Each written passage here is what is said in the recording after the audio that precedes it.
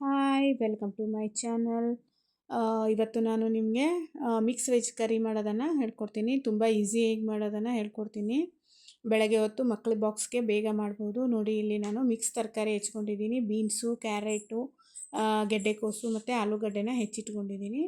ಇವಾಗ ಮಿಕ್ಸಿ ಜಾರಲ್ಲಿ ಒಂದು ಈರುಳ್ಳಿನ ದಪ್ಪ ದಪ್ಪಗೆ ಹೆಚ್ಕೊಂಡು ಹಾಕ್ಕೊಂಡಿದ್ದೀನಿ. ಮತ್ತು ಶುಂಠಿ ಬೆಳ್ಳುಳ್ಳಿ ಹಾಕೋತಾ ಇದ್ದೀನಿ. ಇವಾಗ ಅದಕ್ಕೆ ಹೆಚ್ಚಿಟ್ಕೊಂಡಿರೋಂಥ ಟೊಮೆಟೊ ಹಾಕೋತಾ ಇದ್ದೀನಿ.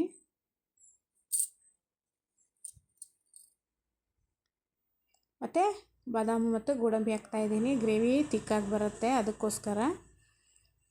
ಇವಾಗ ಒಂದು ಕುಕ್ಕರ್ಗೆ ಎಣ್ಣೆ ಹಾಕ್ತಾಯಿದ್ದೀನಿ. ತುಂಬ ಈಸಿಯಾಗಿ ಮಾಡ್ಕೋಬೋದು. ತುಂಬ ಮಸಾಲೆ ಅದು ಏನೂ ಯೂಸ್ ಮಾಡಿಲ್ಲ, ಬಟ್ ತುಂಬ ಟೇಸ್ಟಿಯಾಗಿರುತ್ತೆ, ತುಂಬ ಚೆನ್ನಾಗಿರುತ್ತೆ.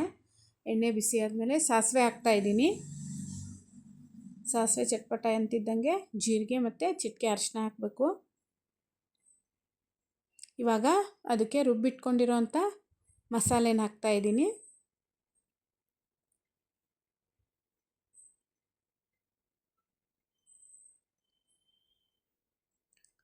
ಮಸಾಲನೆಲ್ಲ ಹಾಕ್ಬಿಟ್ಟು ಚೆನ್ನಾಗಿ ಕೈ ಆಡಿಸ್ಬೇಕು. ಯಾಕಂದರೆ ನಾವು ಯಾವುದನ್ನು ಹುರ್ಕೊಂಡಿಲ್ಲ, ಎಲ್ಲ ಹಸಿದು ಹಾಗೆ ಮಿಕ್ಸಿಗೆ ಹಾಕ್ಕೊಂಡಿದ್ದೀವಿ.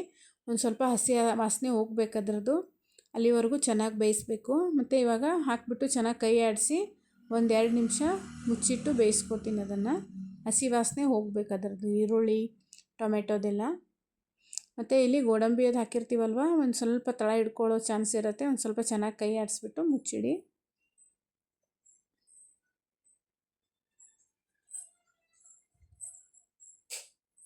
ಮಸಾಲೆ ಒಂದು ರುಬ್ಕೊಂಡ್ಬಿಟ್ರೆ ಬೇಗ ಮಾಡ್ಕೋಬೋದು ಇದನ್ನು. ನೋಡಿ, ಹಾಗೆ ಕುಕ್ಕರ್ ಮುಚ್ಚಳನ ಸುಮ್ಮನೆ ಇಟ್ಟಿದೆ ಮೇಲೆ. ಇವಾಗ ಹಸಿ ವಾಸನೆ ಹೋಗಿದೆ, ಚೆನ್ನಾಗಿ ಬೆಂದಿದೆ. ಚೆನ್ನಾಗಿ ಕೈ ಆಡಿಸ್ಬಿಟ್ಟು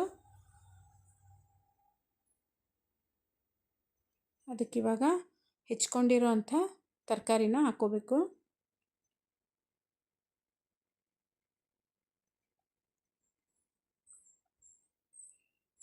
ನಿಮಗೆ ಯಾವ ತರಕಾರಿ ಬೇಕೋ ಆ ತರಕಾರಿನೆಲ್ಲ ಹಾಕ್ಕೋಬೋದು. ಬಟಾಣಿ ಹಾಕ್ಕೋಬೋದು, ಅವರೆಕಾಳು ಸೀಸನ್ ಇದ್ದರೆ ಅವರೆಕಾಳನ್ನ ಹಾಕ್ಕೋಬೋದು, ತುಂಬ ಚೆನ್ನಾಗಿ ಬರುತ್ತೆ. ನೋಡಿ, ತರಕಾರಿನೆಲ್ಲ ಹಾಕ್ಬಿಟ್ಟು ಚೆನ್ನಾಗಿ ಕೈ ಆಡಿಸ್ಬೇಕು.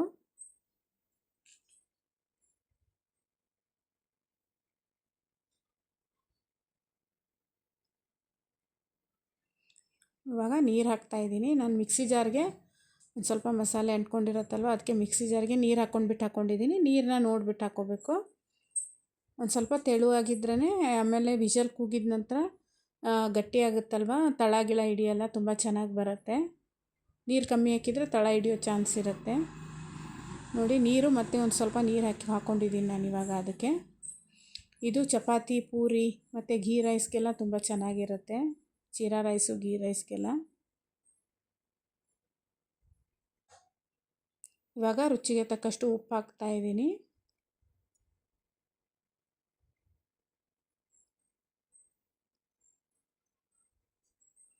ಅಚ್ಚ ಖಾರದ ಪುಡಿ ಹಾಕ್ಕೋತಾ ಇದ್ದೀನಿ.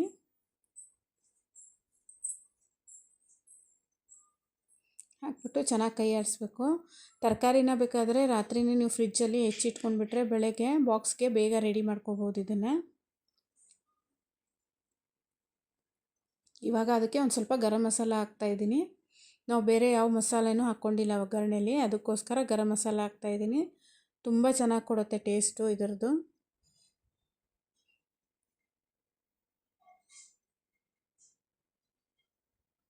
ನೋಡಿ, ಗರಂ ಮಸಾಲ ಹಾಕ್ಬಿಟ್ಟು ನೀರು ನೋಡಿ ಕಮ್ಮಿ ಅನಿಸಿದರೆ ಇನ್ನೊಂದು ಸ್ವಲ್ಪ ನೀರು ಹಾಕ್ಕೊಂಡು ಕೈ ಆಡಿಸಿ. ನೋಡಿ, ನಾನೊಂದು ಸ್ವಲ್ಪ ನೀರು ಹಾಕಿದ್ದೀನಿ. ಇವಾಗ ಈ ಕನ್ಸಿಸ್ಟೆನ್ಸಿಯಲ್ಲಿದ್ದರೆ ವಿಷಲ್ ಕೂಗಿದ ನಂತರ ಸಾರಿಯಾಗಿ ಬರುತ್ತೆ, ಅದು ಗಟ್ಟಿಯಾಗಿ.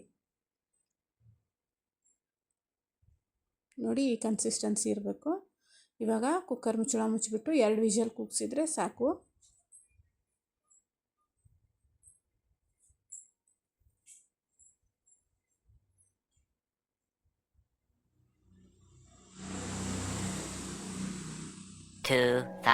years later. ನೋಡಿ, 2 ವಿಷಲ್ ಕೂಗಿದೆ, ಸ್ಟೀಮ್ ಎಲ್ಲ ಹೋಗಿದೆ. ಇವಾಗ ಓಪನ್ ಮಾಡ್ತಾ ಇದ್ದೀನಿ. ತುಂಬ ಚೆನ್ನಾಗಿ ಬಂದಿದೆ, ಒಂದು ಸ್ವಲ್ಪನೂ ತಳ ಹಿಡ್ದಿಲ್ಲ, ಏನಿಲ್ಲ. ಗ್ರೇವಿ ತಿಕ್ಕಾಗಿದೆ.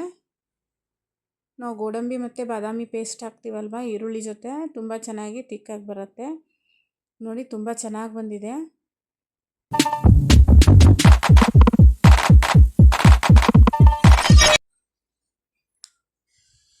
ಮತ್ತು ತುಂಬ ಟೇಸ್ಟಿಯಾಗಿತ್ತು. ನನ್ನ ವಿಡಿಯೋ ಇಷ್ಟ ಆದಲ್ಲಿ ಲೈಕ್ ಮಾಡಿ, ಕಮೆಂಟ್ ಮಾಡಿ ಹಾಗೂ ಸಬ್ಸ್ಕ್ರೈಬ್ ಮಾಡೋದನ್ನು ಮರಿಬೇಡಿ. Thank you for watching my video.